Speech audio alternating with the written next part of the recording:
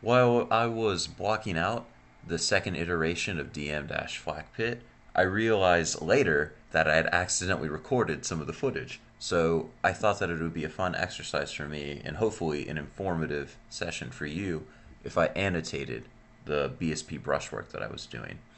So right here, I started with the central flak pit of the map. This is what the rest of the map was going to be designed around, so I had to make this area first.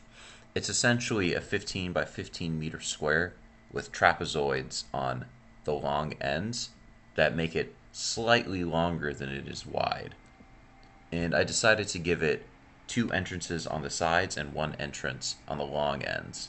This meant that on the first floor alone, there's 6 entrances into that thing, and it just causes people to be fighting in there all the time. In playtesting, I discovered that bots just were drawn to it like moths to a flames, and players too.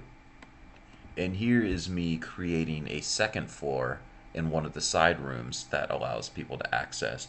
I wanted to make sure everything had a 45-degree angle.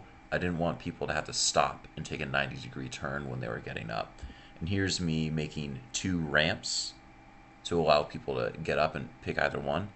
After I first blocked them out, I realized that they were too close together, so I shifted them about 2 meters to the left and 2 meters to the right, but this required me to redo all the previous brushwork I had done in the past 3 or 4 minutes. Here's me making a slightly different room on the other side that's essentially only 1 ramp to get up there. And this room evolved based off of looking up references of another map called DM Cannon. It involved to have an elevator. You'll see that in roughly 30 seconds. Here's me creating a 45-degree angle off the top just so that players have more room to walk around. Here's me looking into DM Cannon for inspiration, and I saw that they have an elevator that players run straight up into and then have to turn around that accesses a platform. So in the spirit of brazen theft, I took that idea and modified it slightly and put it into this map. It worked pretty well, and I figured that it would be good for a shock rifle or a sniper rifle or some other mid to long range weapon to spawn up there.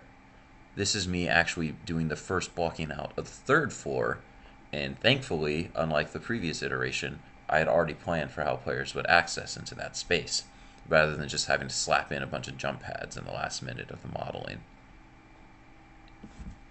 This is getting towards the end of the clip, and I just want to reiterate that this is only 30 minutes. The actual process took about 3 hours and was pretty informative. I've learned a lot. I have other videos if you want to check those out.